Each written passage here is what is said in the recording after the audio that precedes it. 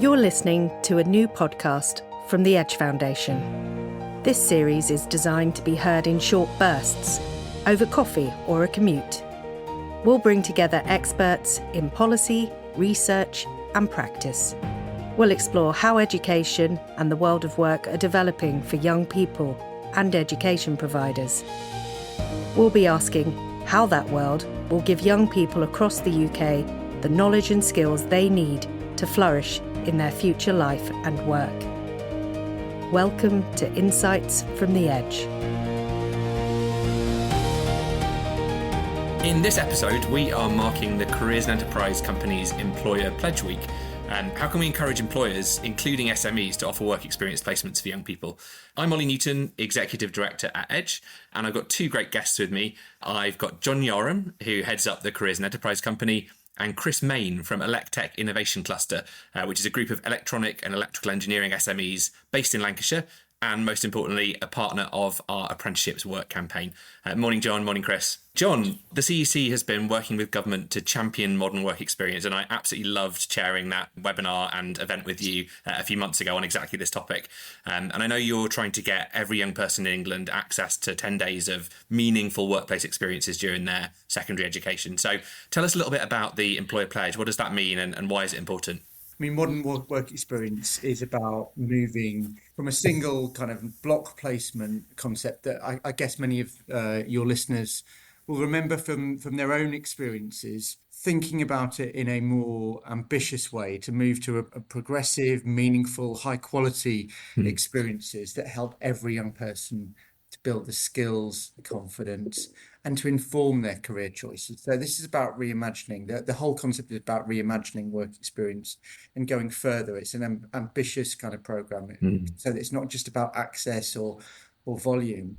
It's about ensuring that experiences are relevant, progressive, and impactful for young people, for all young people. So that's the kind of overall ambition. And the pledge, to come back to your question, is about celebrating the employers, educators, and partners who've already pledged their commitment to that concept, to the idea of work experience being really impactful, and have taken that commitment into meaningful action. So we've had this week about 50 partners, including organisations like EY Foundation, Medical Schools Council, the Talent Foundry, many, many more, who are pledging their support to that concept. That's fantastic, John. I think we've all seen the kind of amazing difference that a really good work experience placement, whether that's, whatever length that might be, can have for young people, really kind of seeing the relevance of what they're doing in education and connecting it to their future. But yeah, absolutely. Getting more placements is what it's all about, and really good quality ones. Chris, obviously, as an employer, what's your experience been of taking on work experience placements? We take on a number of work experience students through the year as a business, Teleplan Forsberg, and as a cluster across the different groups. And it's been very, very successful. It's very difficult to try to showcase what actually an SME and a technology company offers in terms of work within a business through careers talks and careers fairs, advice, those types of conversations. So the best way to do it is through these work experience opportunities where they get a real taste of all the different aspects that go into a business, all the different career opportunities and the different journeys that people can take. I know from personal experience, when I was on my work experience, it was very forced down one route. I went to a very large accountancy firm, and it was in that accountancy firm I suddenly saw the IT team and what they were doing with tech. That's what piqued my interest into technology, and then what led me onto a degree. And I took it from there. So we have taken that approach into our business, where we try to give that flavour for any student that comes in so they can see all the different options to them. But also as a business, engaging in that work experience process for our team members is very rewarding as well. And it's we have a very engaged team. It's great to give back in that way and play that long game of the local talent pool and developing and seeing the talent coming through in the future. I love that. And you've obviously got a very personal connection to this, Chris, which is great. I think that often drives a lot of like really good placements that, you had a good experience yourself. You want to give that back. And I love what you said there about the kind of benefits it brings to your team members as well.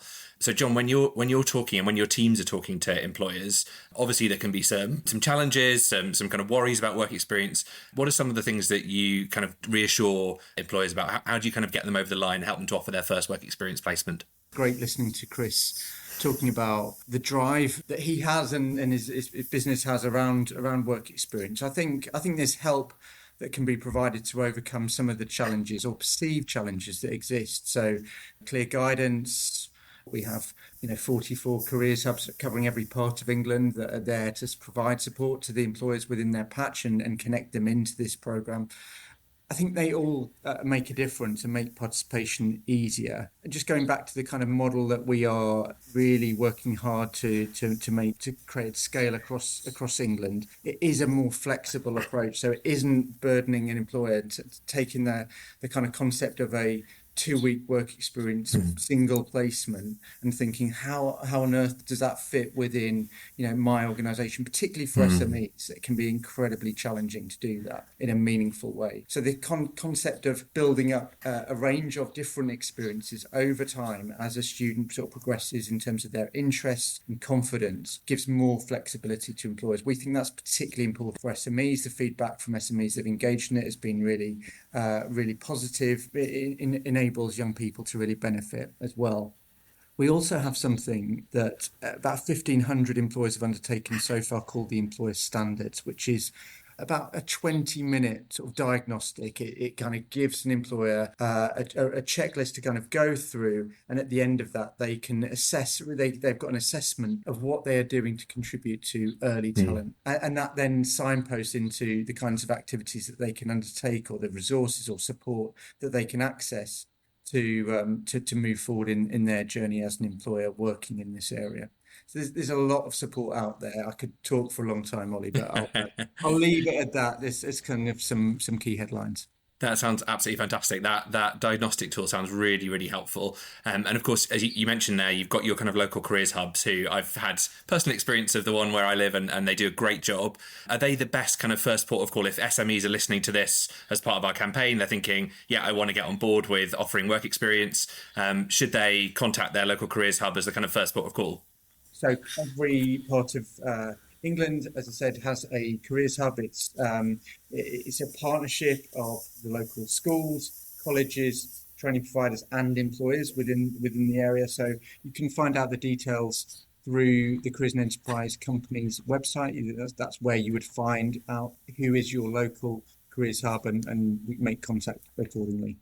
That's wonderful, John. I think those local careers hubs, showcase a really important part of this, which is, we all have a connection to our local area, and SMEs in particular are always keen to kind of help local young people, which is fantastic. So I think tapping into that's really important.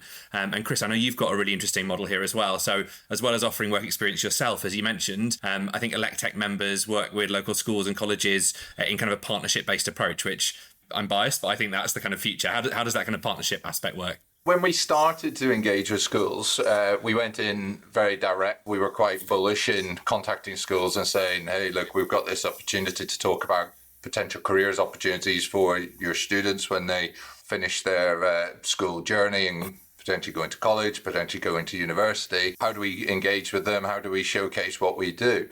That led us then on to speaking to the careers hubs and looking at how do we do this in the most effective way. And working with those career hubs, we've developed all sorts of opportunities, whether it's at careers fairs. Some of our businesses, Telepan Forsberg, we bring schools into the business and we talk them through different careers, and that's led on to different work experience opportunities and internships, continually spreading the word about those sorts of opportunities that exist within our businesses. And then once we started to get into that flow, it becomes a bit more proactive. And then there's this call every year of how do we get these placements? How do we put these students into positions within businesses?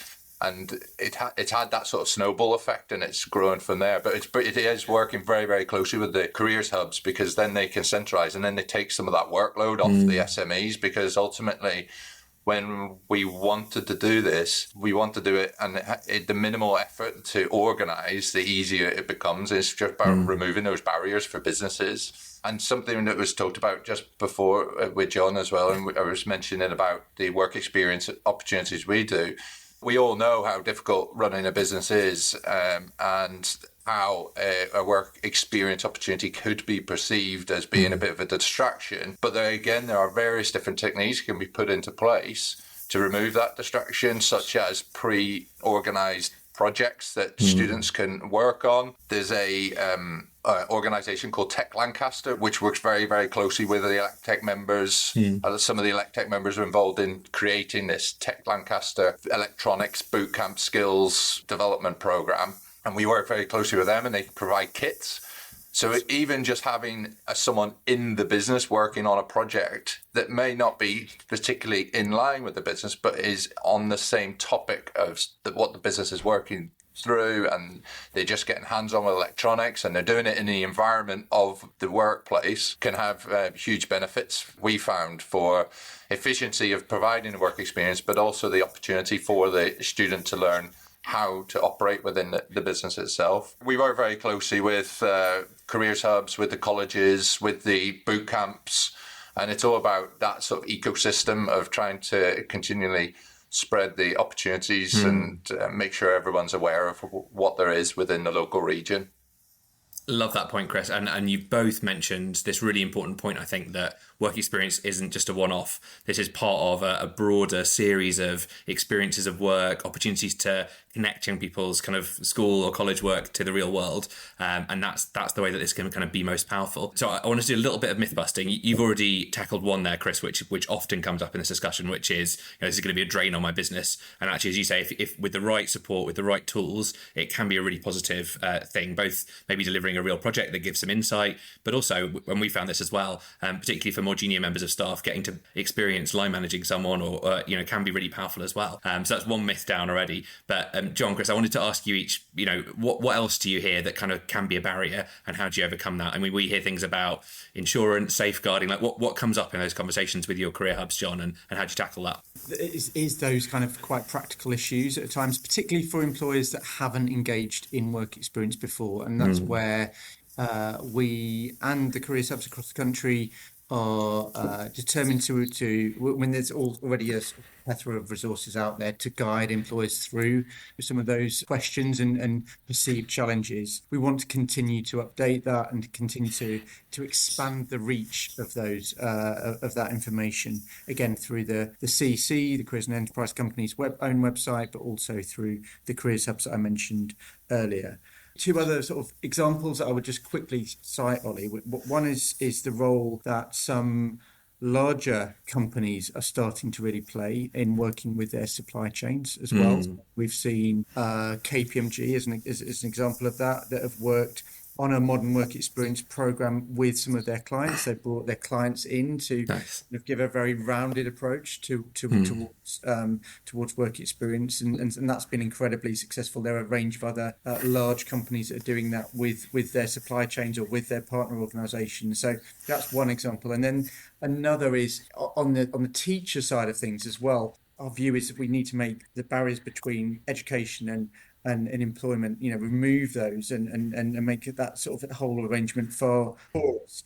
And that's where we've really adopted the Edge Foundation's approach, long-standing approach to teacher encounters, actually bringing teachers out into industry as well. So the kind of another challenge that we hear a lot of is that employers, contact education and don't get anywhere. And about breaking down some of those barriers, it's not just the sort of the perceived health and safety regulations. Sometimes there's more cultural barriers. So breaking that down comes through, in my mind, having more teachers experience more employers as well. And it's not just the students. It's also part of creating a culture that fosters work experience to really flourish in the longer term. Thank you. And yeah, the more connections, the better, basically. And we did a webinar fairly recently about those teacher encounters. So that's available on our website as well if people want to find out more about that.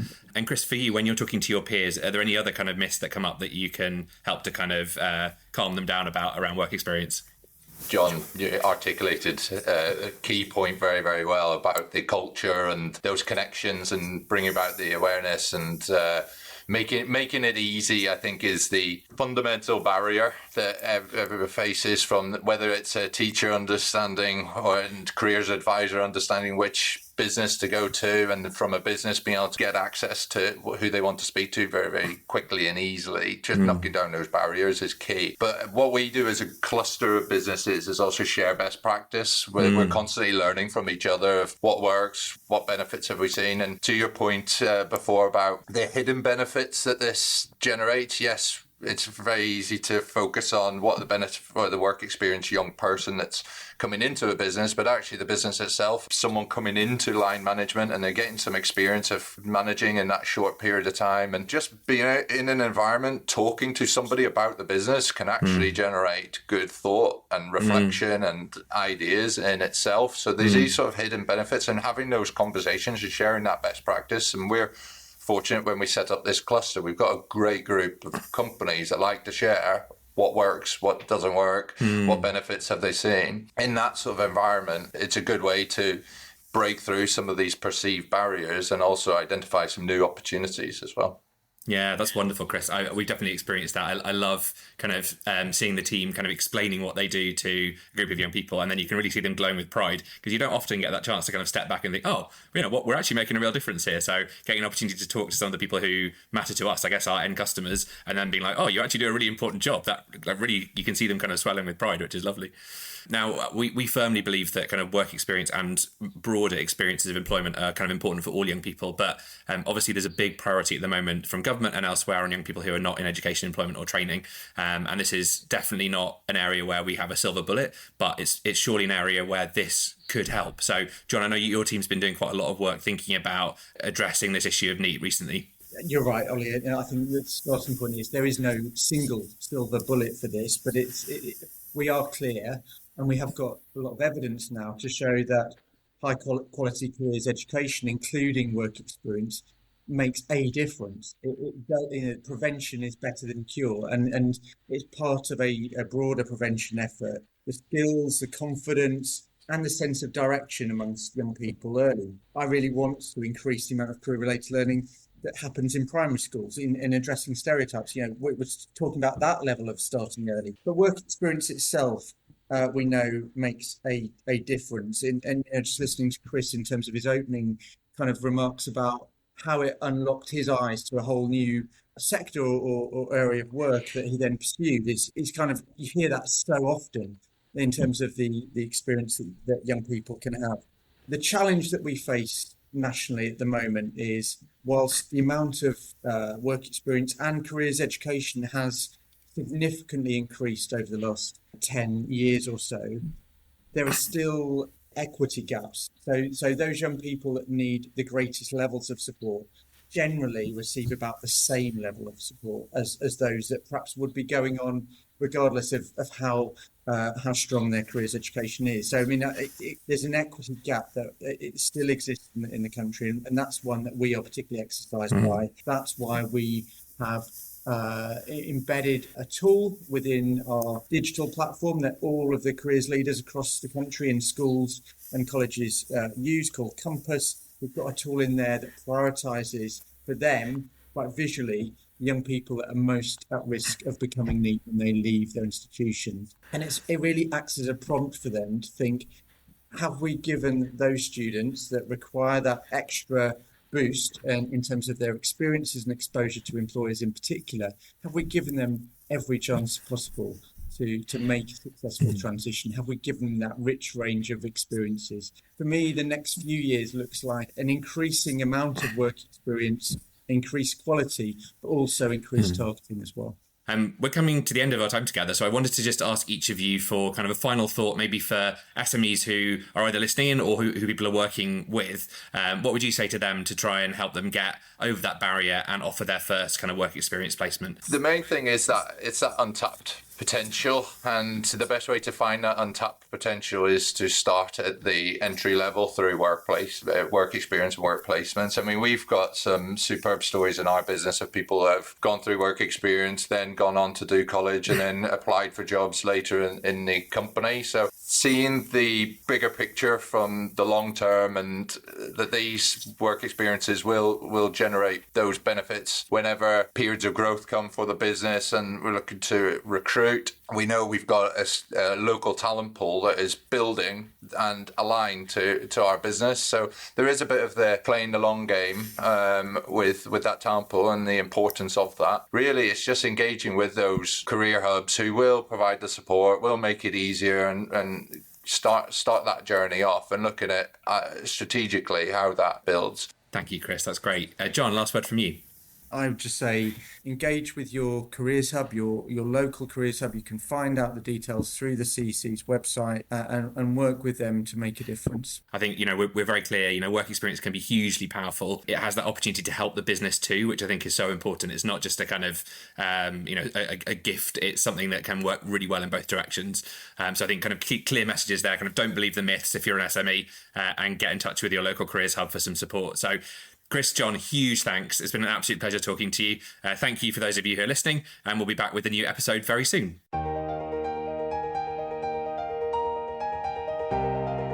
This podcast was produced by the Edge Foundation.